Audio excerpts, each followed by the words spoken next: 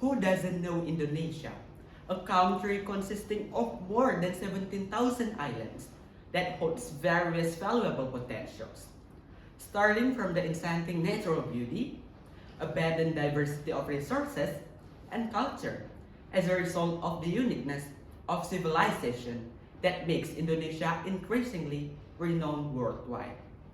As a great nation, Indonesia is blessed with various abundant natural resources as capital, especially in economic field.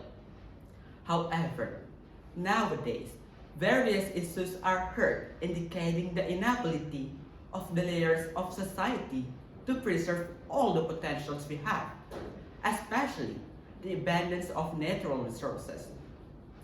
Who hasn't heard of the corruption in the tin trading of Timah Tbk company worth for about 271 trillion rupiah? Who hasn't heard of the case of destructive fishing in Indonesia, such as Maluku and West Java? And who hasn't heard of the reclamation cases in Teluk Benua and Nusa Dua, which are said to be for building integrated tourism areas? Or even the illegal reclamation carried out by certain individuals on Melasti Beach, Badung last year. Ladies and gentlemen, indeed these cases do provide a positive impact for individuals who do not understand the concept of sustainability and conservation. However, for those of us who are aware of the importance of preserving all resources we have, this action undoubtedly have a massive negative impact on the macro level sustainability of our natural resources. We not only suffer material and moral losses, but also damage our image as a community that is proactive in preserving the environment. As the younger generation, are we just going to remain silent about the various things happening? Are we going to let this problem destroy the sustainability of our country? Are we able to realize the nation vision to become a developed country if all its potential is destroyed by its society? Therefore, it is important for us to cultivate awareness and collaborate to preserve all the potentials and capitals in various fields, especially for supporting our economy in order to support sustainability and achieve sustainable economic development.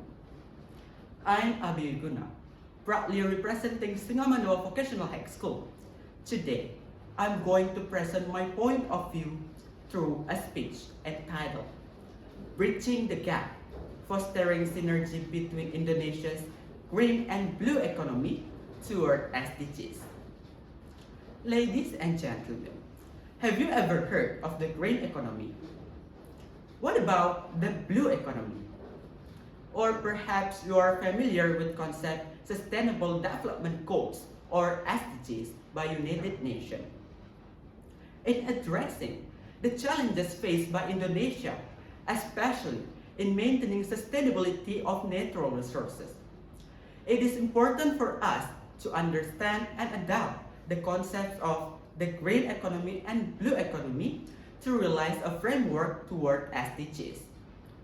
The green economy emphasizes the need for economic growth that not only consider financial benefits but also takes into account the environmental impact. Through reducing carbon emission, using renewable energy, efficient waste management, and other efforts, the green economy aims to strengthen environmental resilience while enabling stable economic growth.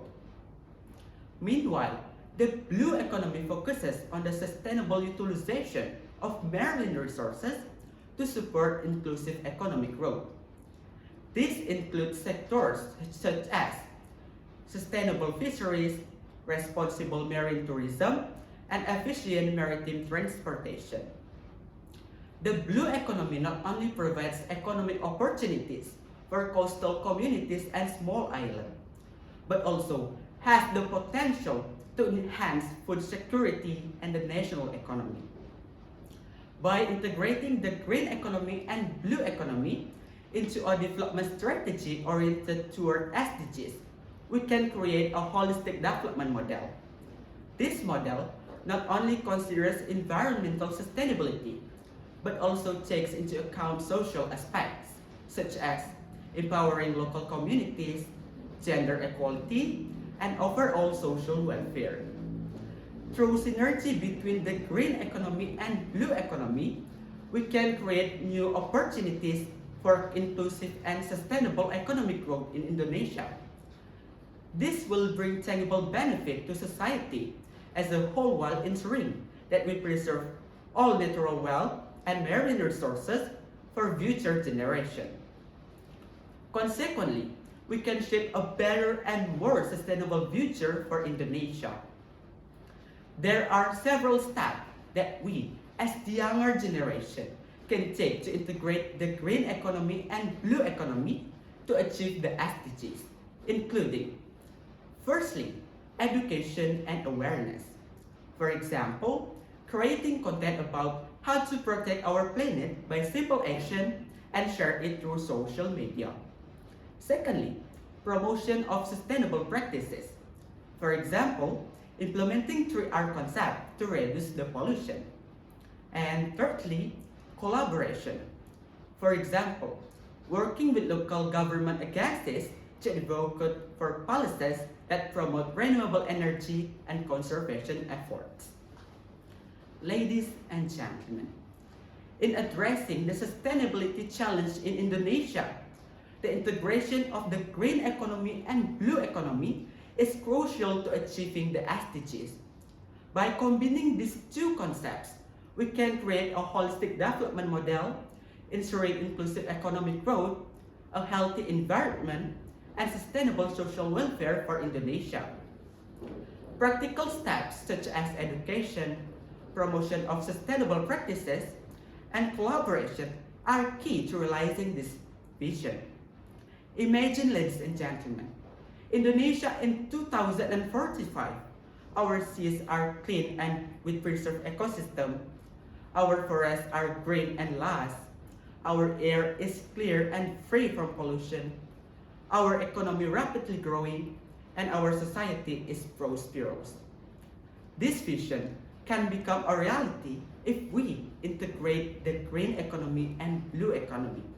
So, let's move together and make an impact together to realize a more sustainable Indonesia.